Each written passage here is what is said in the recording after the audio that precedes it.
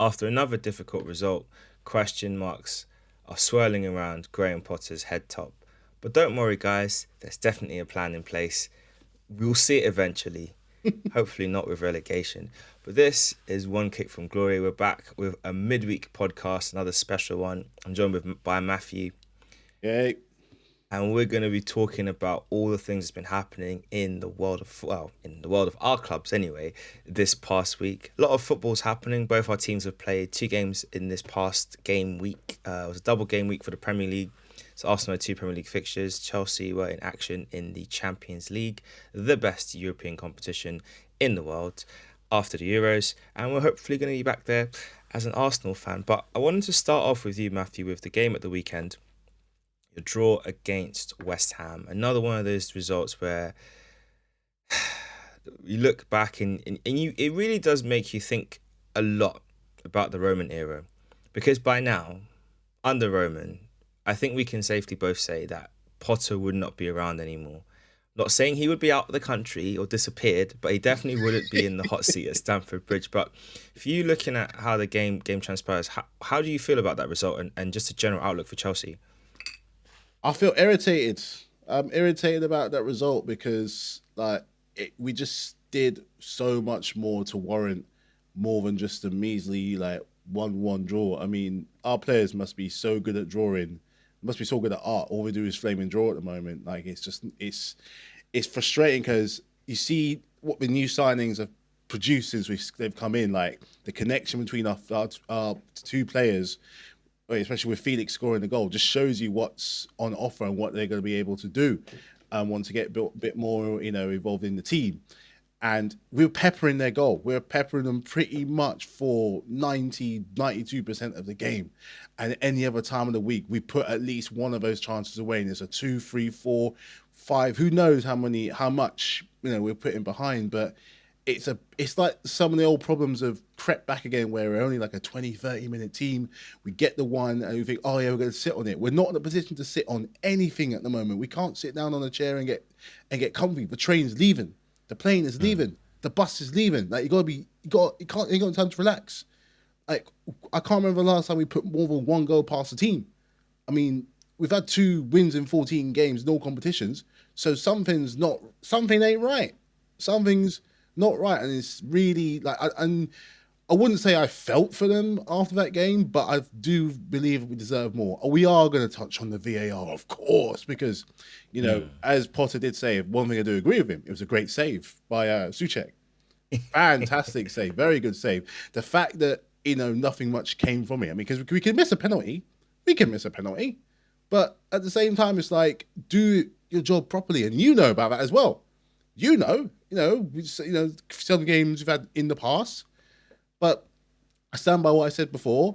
VAR and those kind of things don't win games for us. We win our games, and we definitely had so much in reserve for that game. But as per usual, we don't finish the dinner. We don't eat the peas or chips, just meat.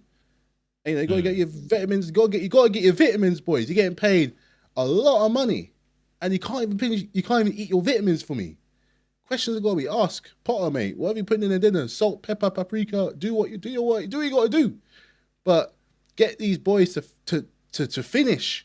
I don't feel sorry for you in that sense. Especially we had so much going for us. Like it's irritating. It's frustrating, and I don't want to be one of those ones that gets on the Potter out brigade. I still don't think it's that time.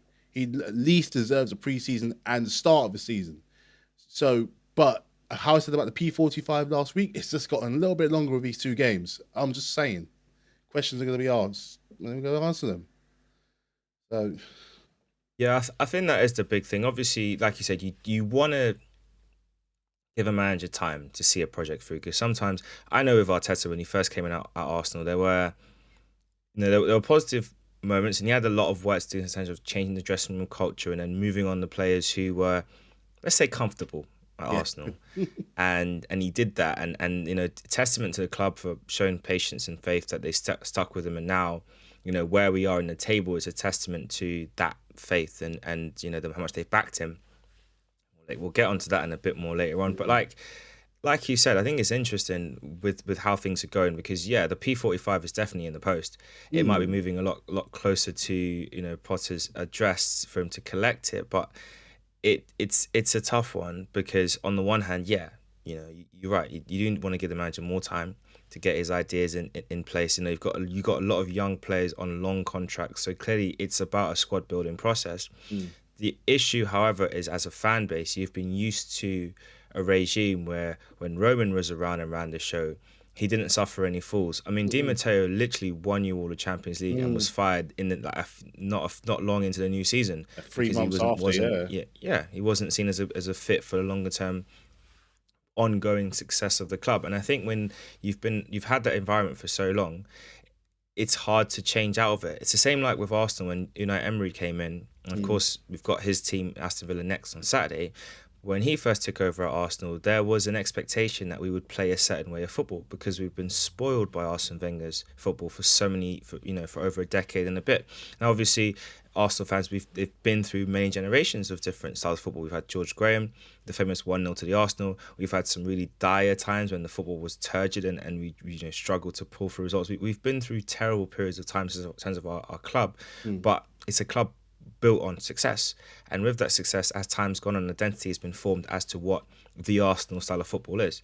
And mm, so when anyone comes in, you expect them to kind of give you some, harken back to that. And for Chelsea, what Roman has brought in is a sense of success. mm. We win by any means.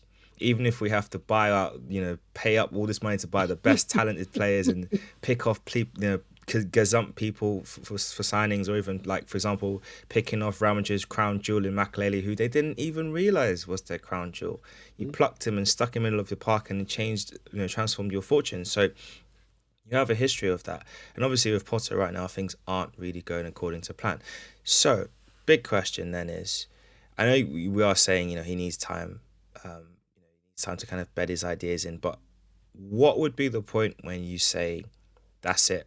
They need to, maybe the ownership needs to take a step back and see that he's not the person to take it forward. What would be that point for you?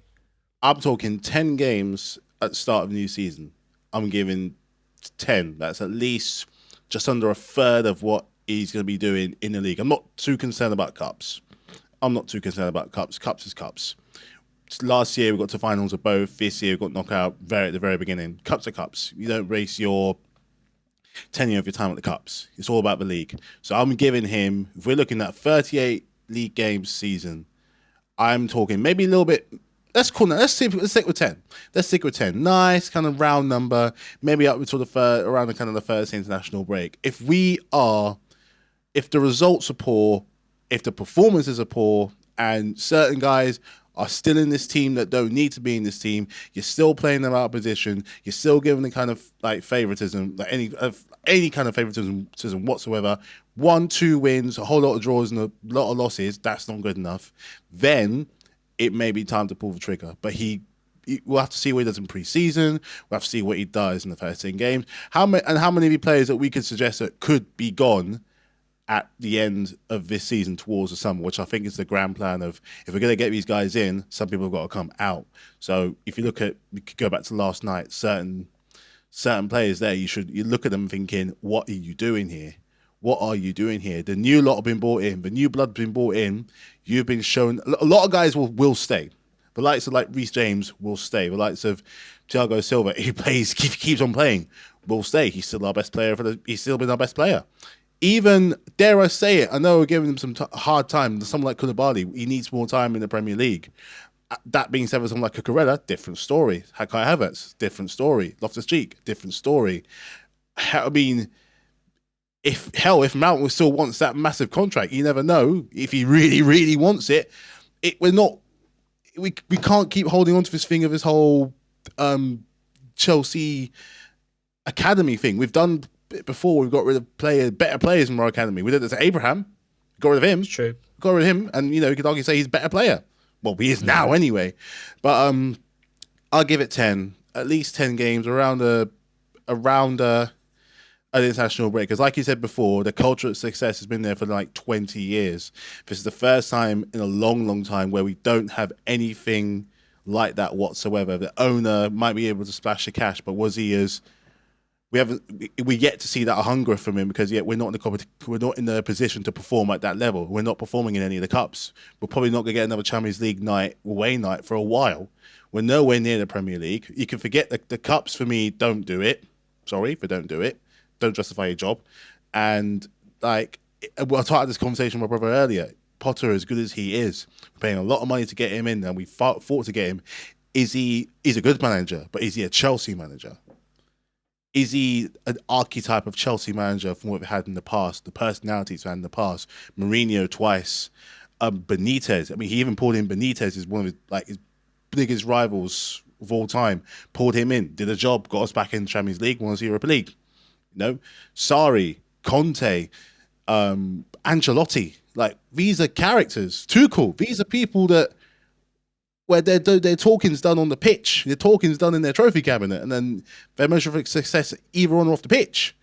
And then you got Potter in, and as good as he is, I'm not saying he's worse, but he's different.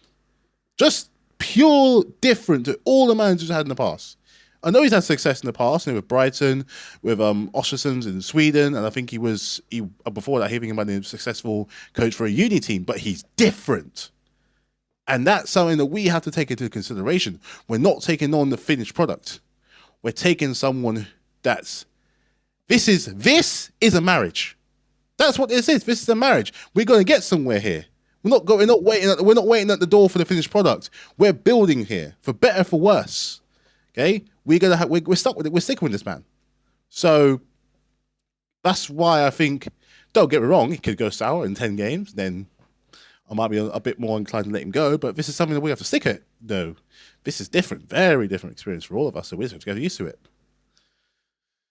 Yeah, I think that's a good point about it being a different experience and a different way of doing things. Obviously, like I said, we've gone past the Roman era, so it's Chelsea are no longer Chelsea. Past those days, you're more Americanized now, so we've got to look at the long play. You're more money ball. And that's how you're playing things, just of a much bigger budget than they had in that movie. But yeah, it's all quite interesting. But let's get back onto the game at the past weekend. And you mentioned VAR. I have a lot to say about VAR. Go on, do it. And I'm in two camps because I'm actually very grateful for VAR from last night. Okay. To an extent, but then it was back on its nonsense again in the exact same game. Right now, last time I checked, an outfield player using his hands to deliberately or accidentally, as they'll say, stop the ball. I've always thought that was a handball. And in your game, there was a brilliant save in the box by Thomas Souček. I thought it was, put Fabianski to shame. And VAR's argument was that, while he was falling down naturally and obviously, to stop his balance, your hand would naturally drop down, which, that's a fair point. However, I think we can all safely assume and safely say from watching it, if we were in the same situation in a game, and knowing that element of doubt existed, we would take that same risk. I think Souček was trying to block the ball and he succeeded in blocking the ball. That is it. And if he wasn't there and didn't do that, you would have scored. Yeah. And that would have changed the whole narrative around Potter. Like, a lot of Chelsea fans that I've seen online are not happy with him. They think that the club have made a mistake and need to move on from him because he's not fit for the job. But then that one win might have been just the lifeline you needed to kick things off. Like, how do you reconcile that decision not being given, and of course the weak apology in air quotes that was given afterwards? Look, like I said it once, I said it again. These kind of decisions, they make or break, but you don't base you don't talk about it in the changing room waiting for a VAR thing to come. So I'm not calling that costing us winning the game. We cost us the game. So that's always going to be the case. But I'm not talking about necessarily just my club. I mean, it's just like for all the clubs, specifically the Premier League, because we've been here before. We can't get it right, and then you get weak apologies that make it worse. Where it's like it's just a mockery of the FA and our officials, which are meant to be the best in the world, apparently. So we're told, but we're not seeing the proof in the pudding. You saw it in your game at Brentford. We saw it at our game against West Ham. Hell, even against us. Maybe that's what it is. You know what? Actually, no. You know what this is? This is probably karma for when we played West Ham earlier this year. And they were denied, let's be real, a perfectly good goal, which would have drawn the game in the first place. We gave us all the 3 points. Now, did we deserve it? No, we did not. But would I take it? Yes. Maybe it's what it is. Maybe it's a karma. Maybe it's them being like, this is the one you get. Maybe all clubs get it. Maybe they look at it being like, we did you wrong maybe this year or last year or whenever. You get it back again in another game. But that's what it feels like. But that's cowboy nonsense. That's boss hoggery. That's not, but we're not the Dukes of Hazzard. This is the Premier League. This is football. These are results. You know, look at the title race we're having right now with you and Man City being neck and neck. You know, it's these kind of results, these kind of decisions cannot be, they need to be carefully thought through. And we're not getting that regular enough. VAR has never been the issue. It's been the people that run it. It's always the case. Look at the NFL. I watched the Super Bowl the other night. And they do something great because both sets of fans are on the side of, we would like to know what's going on. And they put it clear as day. I can't remember exactly what it was. It might be one of the early touchdowns that they were not sure of. But they show you everything. Everything. Nothing's left to chance. So the fans, the officials, and everyone can see it. It doesn't necessarily take that much of the game, but they figure out in 20, 30 seconds. Why can't... And the thing is, if you do something like that, even with opposing fans, you're going to win them over more when you make it a little bit more clear. So something like that, they look at... It's very hard to justify what Souček did if you blow it as big as it is. They'll look at it and be like, that's not looking good. The same way that I'm able to look at, the one that against West Ham, I'm looking at thinking, there's nothing wrong with that goal. There's nothing wrong with that. There's nothing wrong with it. Really, is there? I've got no leg to stand on, and a proper fan will have no leg to stand on. And maybe might win over the ones that might be defending it to the hit, like defending the silly decisions like that to the hill. So if the NFL can do it for one big, massive game like the Super Bowl, if other countries in the world, and other sports can do it, like your rugbies, your crickets, they can do it. Tennis can do it. Why not for the biggest sport in the world? The most watched sport in the world, in soccer, football, whatever you call it. So how I could sit here and go on so much about how it cost us 3 points or whatever. But the reality is it didn't. And this is something that's going to affect the whole Premier League, and eventually when it trickles down to the whole football league, is that they're not going to trust it. Certain cup competitions don't even use it. So, I mean, what's the point of using it if it's not being used properly? So... And yeah, we've had it. This is probably the third or fourth season we've had it. And we're still no real further than we are now. We haven't exactly moved forward with it now, have we? And those weak apologies, you take him off for the next game. The damage has been done. You can't reverse the decision. So thanks, but okay. Nothing's really changed sort of way. So something's got to be done. Something's got to be done. And that's the big point. Like you said, it doesn't change the outcome. And the problem is that realistically, like for both our teams, say for example, in your race to get into the Champions League, you miss out by a point or 2 points. And, you could look back to that game and say, well, that's 2 points robbed. Or Arsenal miss out on the title for 2 points, right? Now, in isolation, it would be fair to say that that game's had a big bearing on the outcome because that's 2 points they've been robbed from. However, when you look at it from the span of a season, realistically for the teams involved, it shouldn't be dependent on one individual impact.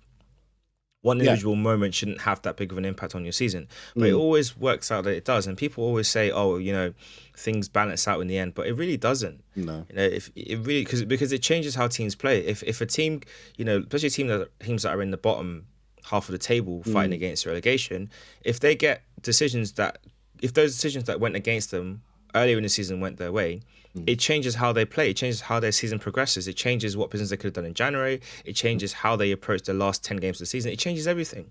So some fixtures which become really difficult for certain teams would be a lot easier.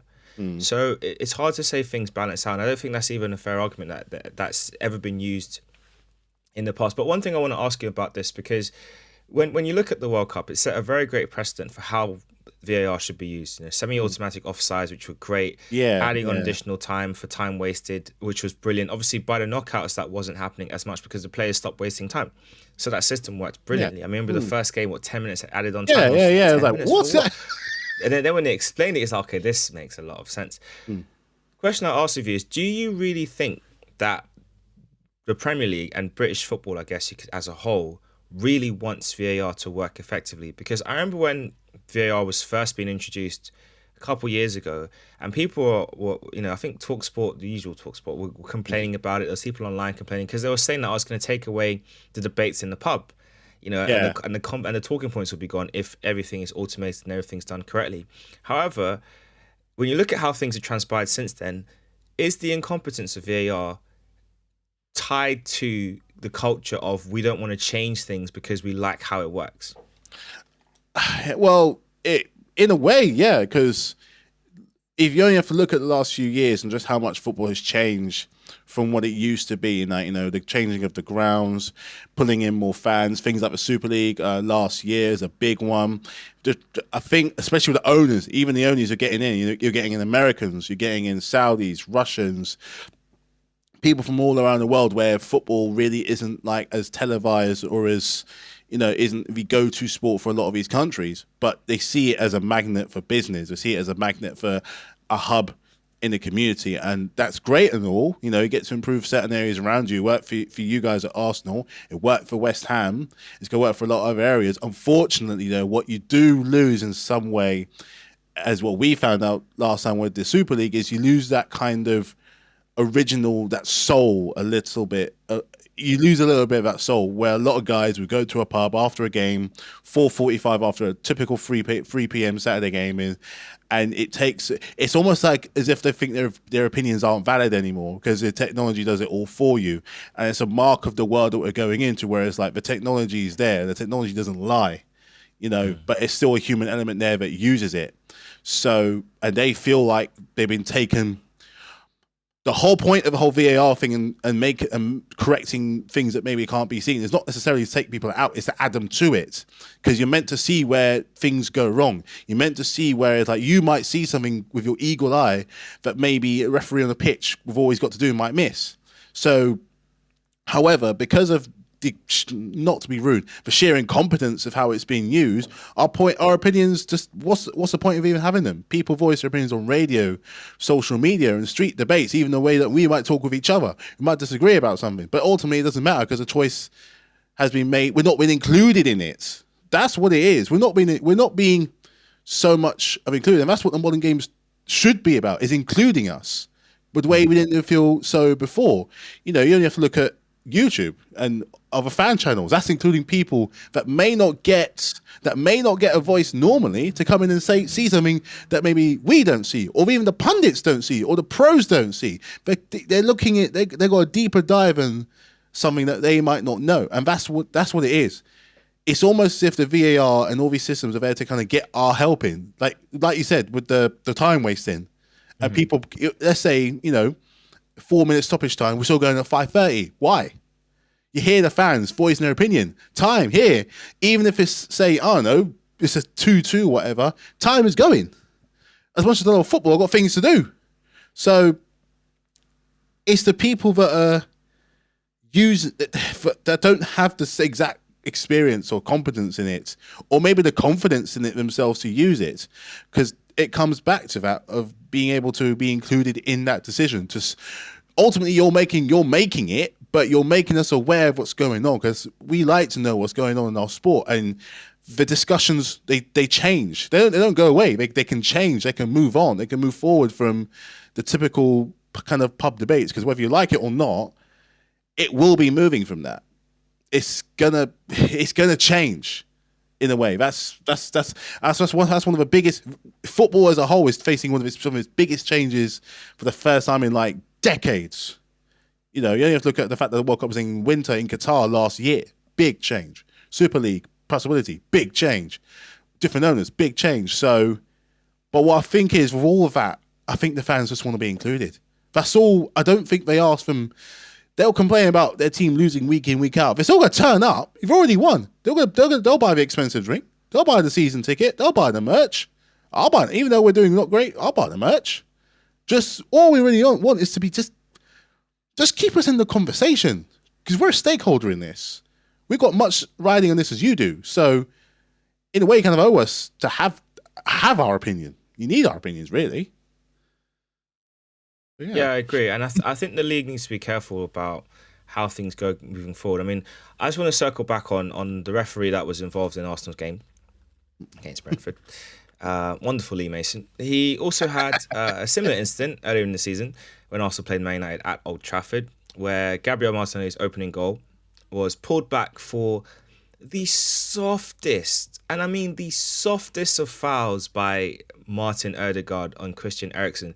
It was so soft, in fact, not a single Manchester United player argued for it being a foul at the time.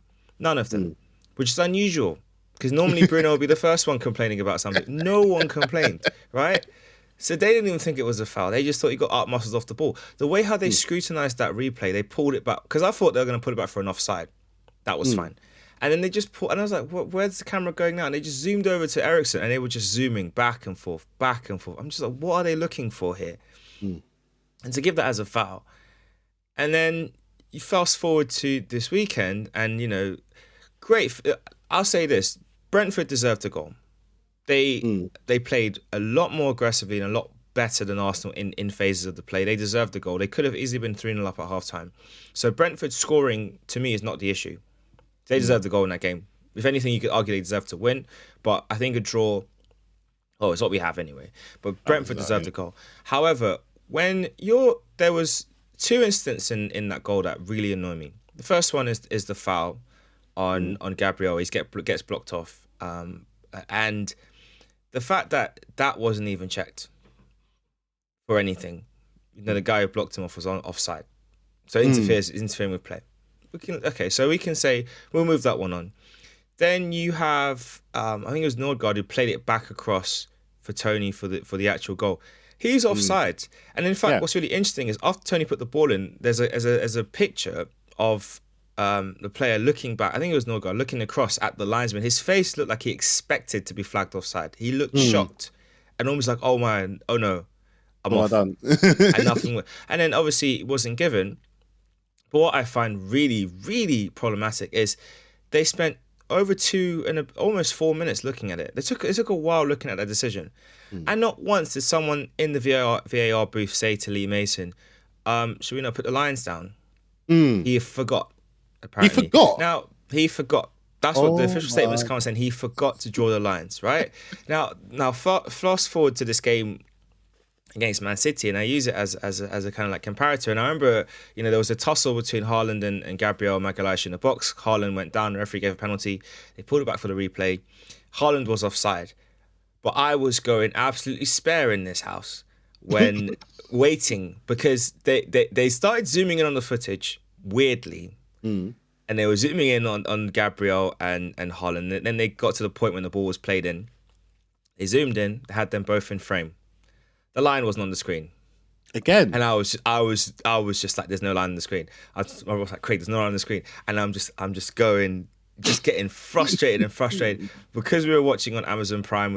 It was slightly behind real time. So Craig just went on his phone. He just turned his phone to me and said, "Look, it's no goal. It's not a penalty. Relax." I was like, "Okay, I can relax now," because I was like, the lines were not coming up, and as soon as he said that, then the lines were put on the screen, and I was thinking they're not going to do the same thing again. Like 2 games in a row, they're going to give us a questionable penalty and not do their job.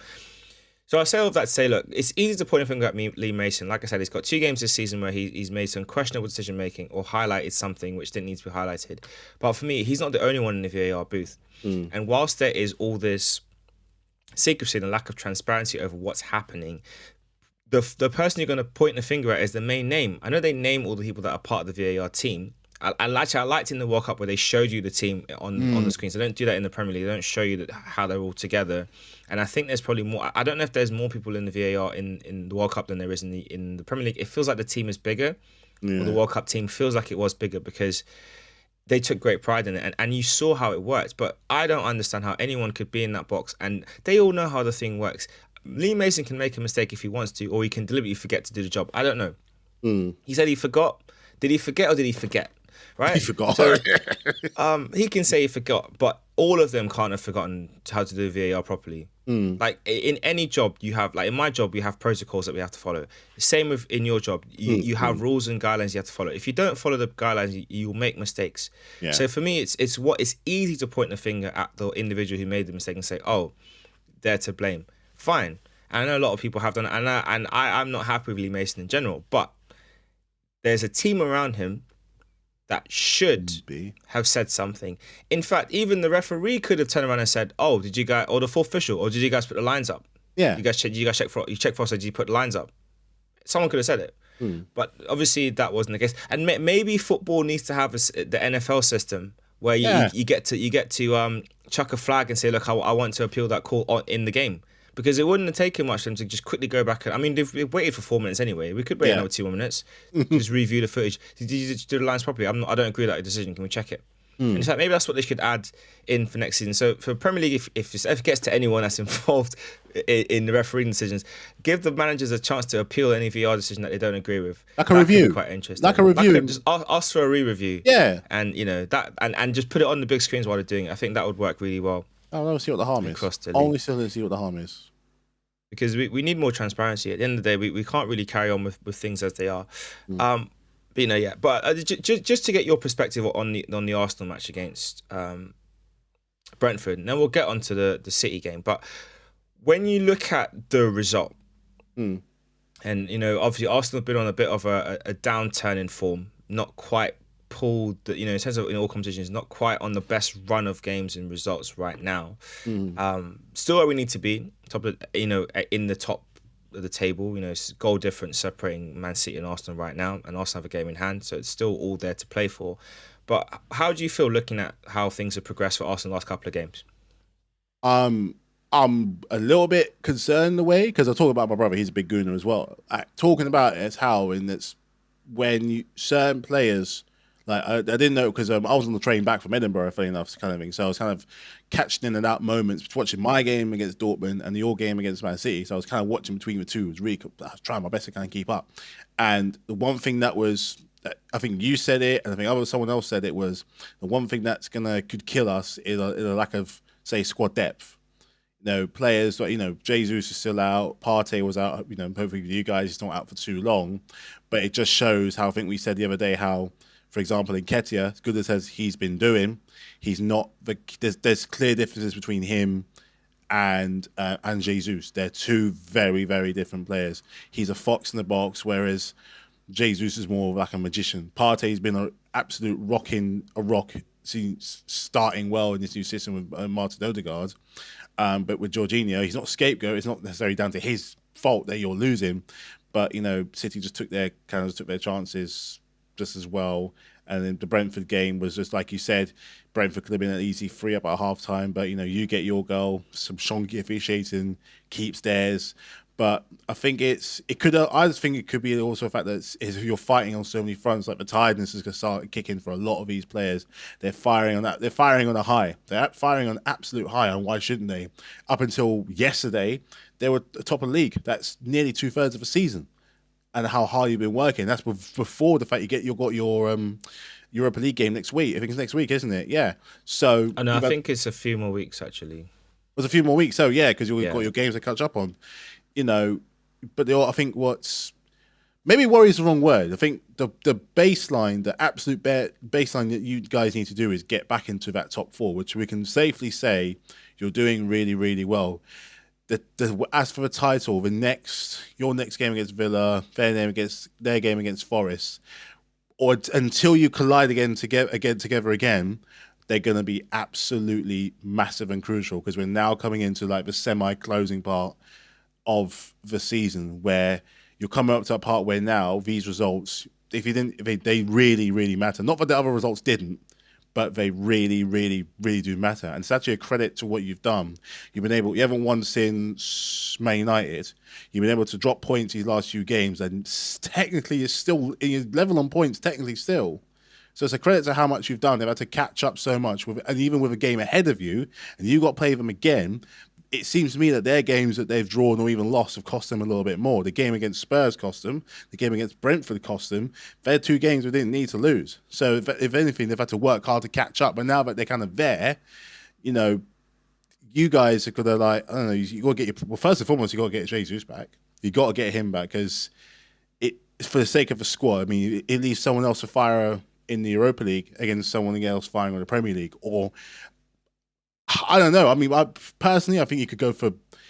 I don't see why you can't go for the Europa. You've already proven your point in the top four for the league. You've already more than proven your point there, so I don't see why you can't go. Who have you got in the Europa League next? Anyway, I forgot. It hasn't been drawn yet because obviously they're still playing it. They're playing the games first. So Arsenal's Yeah, next Europa League game will be on the. It's actually going to be in March. So it's the 9th of March is the first leg of the round of 16. Second leg being on the 16th of March. So we've still got we've got literally a month yeah. till our next Europa You League got game. you got time. You got time. So, and I think this is really one of the best years you're going to get to kind of really kind of fire through and actually get real. Maybe even get to the final. Maybe go all the way. Who knows? And whatever happens in the Premier League, you guys have more than overreached your estimate. Because considering last year you just missed out on top four, now you've probably more than overachieved it.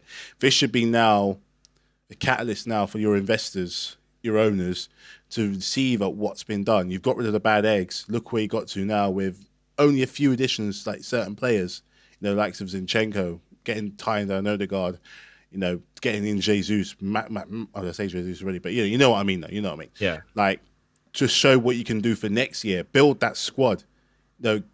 Any more players that don't need to be there, move them on. Build around that squad you have, and maybe if you don't do it this year, best believe there's a better chance you might even do it next year because you also be in the Champions League. That's an attraction right there. Also back in the Champions League for like what, nearly, I don't know, 6 or 7 years. So you're back with the big time. That's whatever happens at the end of the season. You've overachieved. Personally, you have overachieved in a way, title or not. So here's now the way I like to work in the school. It's a bit like so when I go back to work next week, it's like you're preparing for the next term. The way you're preparing for the next season. So that's how you have to look at it from here on February towards the end of March. You're looking towards that back for return in the summer because there's no big men's competition this year. So it's time for them to rest, relax, and for you to kind of come in and swoop in and look and see who's around. But bit of a wobble at the moment, but I've got no reason to think that I personally think you'll win on Saturday, but I also think that City will win as well. So it's first blood, really.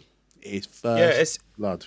no, indeed. I mean, there's a long way to go. There's still a lot of matches to play. Obviously, the game in hand is going to be important. We still have to play City again at the Etihad, and they've got a lot of tough games in their running. So I think all of these things will balance out. I think for me, though, when I look at this season, and I agree we are ahead of schedule, but the thing I've been saying a lot, and I said it going into January as well, is that even though we're ahead of schedule, this is a unique opportunity. And when an opportunity like this comes along, where being able to potentially win our first league title since 2004, like since we were in high school together, just think about that. Since we were little Man. youths, you know what I'm saying?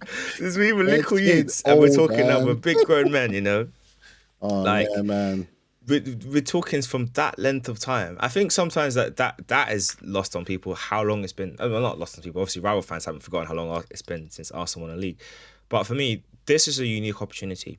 It's not to say that it won't come around again in the future, because to believe that is foolish, and you can't have that defeatist mindset.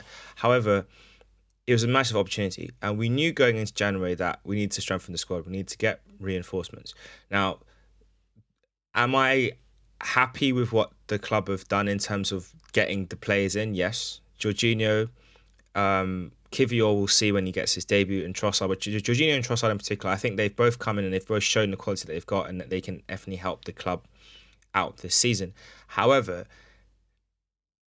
that more could have been done, and I think an argument needs to be said that maybe there needs to be an explanation now from Edu, maybe Mikel, as to what went wrong in January. Because first things first, put in Mihailo Mudryk and that whole transfer saga to one side, because that's a whole different conversation. And maybe as the season pans out, you could argue over Trossard is a better deal or not, compared to him. But we knew reinforcements when we needed. There was a lot of talk about João Felix, and looking at how he's performed at Chelsea right now, you step back and think, club should have just paid what was needed, because Eddie has done admirably well Mm. up front, and in some regards he's probably outdone what some people would have expected from him. But his goals have dried up. Now he was unlucky with the three chances he had in the game against Man Mm. City. The two of them, the two headers, he should Yeah. hit the target. The second header in particular, he's got time to take a touch, and it's just a shame he didn't have the awareness of that, and he snatched at it and obviously missed the goal altogether. And that was unfortunate for him. The cross on Tommy Asu, where he almost could have gotten a foot to it, that happens, Mm. right? But there's no other option, so he has to play. They weren't going to recall Balogun. They haven't looked to try someone else up front, whether that be Trossard, whether that be Martinelli. That's a conversation a lot of fans are saying. Can we really see Mm. that? Kind of had to mix the squad around and try two different things, but that hasn't happened yet. Maybe at the weekend Mm. it might. I don't know, but we need to freshen things up. That was an opportunity there in January. Again, when you look at, we got Jorginho in, and I think he had a good Mm. game against Man City, but you saw the difference between him and Partey. On the ball, it was great. And then he had a good interception, which set up a chance for Eddie, where a lot of people think Eddie should have squared the ball to Martinelli, but it's a difficult pass. If Eddie took a touch of his right foot and then slid it with his left, maybe he could have Mm. done it. But, he didn't. So there's that. But we missed Partey Mm. yesterday, and we've all known Partey is not good to guarantee us for a stretch. He's 40 years been at Arsenal. He's not been able to manage a whole season without injuries. He's always disappeared for a period of time. So we knew we can't rely on him. But yet, we didn't do anything enough in that area. We've replaced El Neni, you can say, with Jorginho, but Partey has not really got sufficient cover when he's down.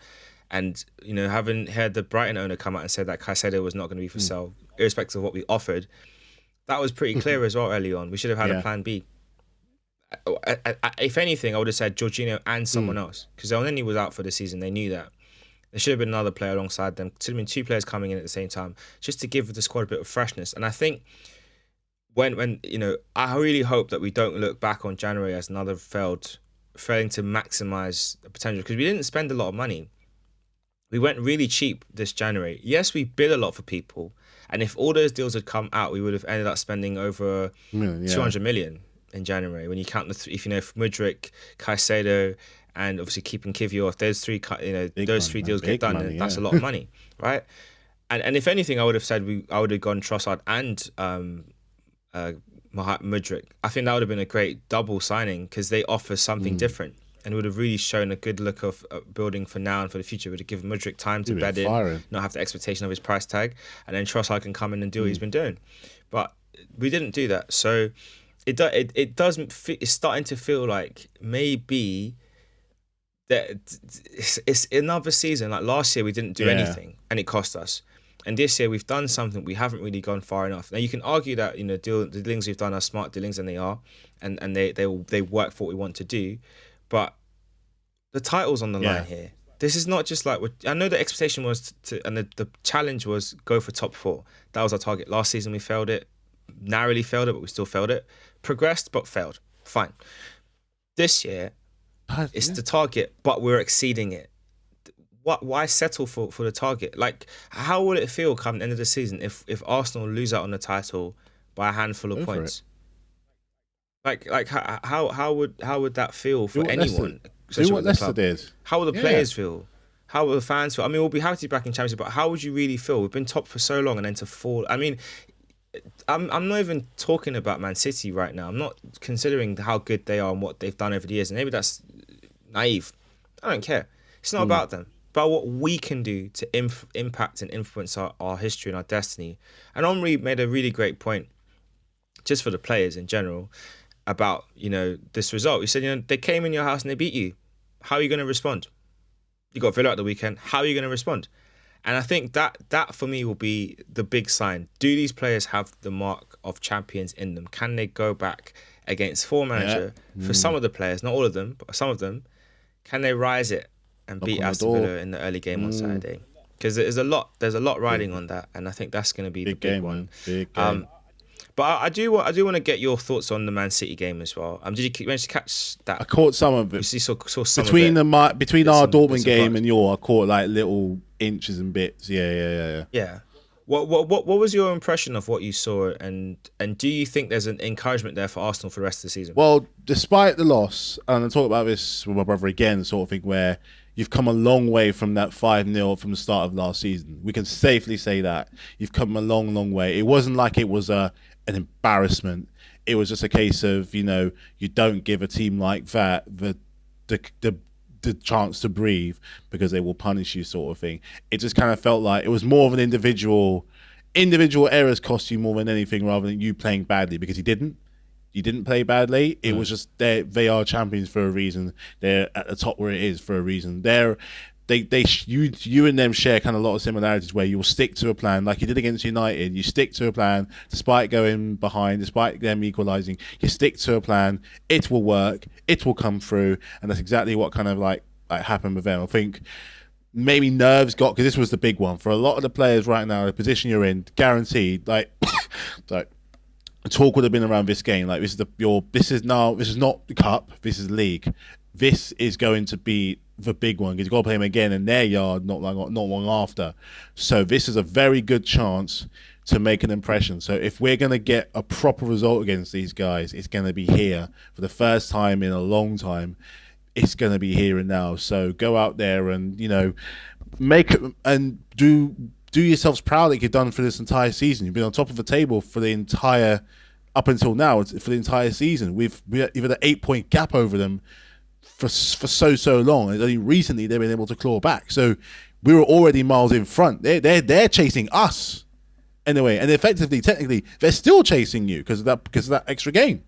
So we're the standard bearer now, and I think you did play well. I think you did play really, really well, but I think it was just individual little moments, like with Tomiyasu, and Gabriel, just real unfortunate little small moments where the pressure can get in and you panic and you realize who you're coming up against. You're coming up goal scorers. Grealish can score, De Bruyne can score. Haaland's done nothing but score this entire season. He will break 30 goals, by the way, without a shadow of a doubt. He will. But I wouldn't look at it like I'll be disappointed, but I wouldn't be, if I was an Arsenal fan, I wouldn't be necessarily angry, just for what you've been able to prove so far, and then that bounce back is coming back. It's not like for me after yesterday where I'm looking at it thinking this is the last away Champions League game we're going to have for a considerable, I'm saying 2 years maybe, at least 2 years. So you can take a small amount of pride from the game, but your next game when you go to their yard is going to be not to point out the obvious, but it's going to be massive, especially if the results is when do you play them again anyway? When do you play them again? It's in March. So soon. So the next. So it's not too far away. It's in.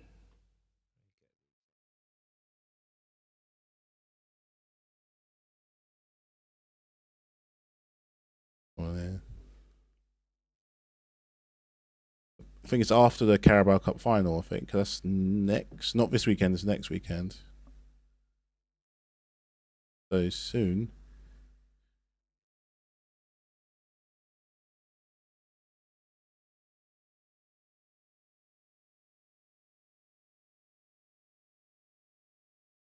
Definitely March. It's not far away. Oh, is it April we're going to play them? Really?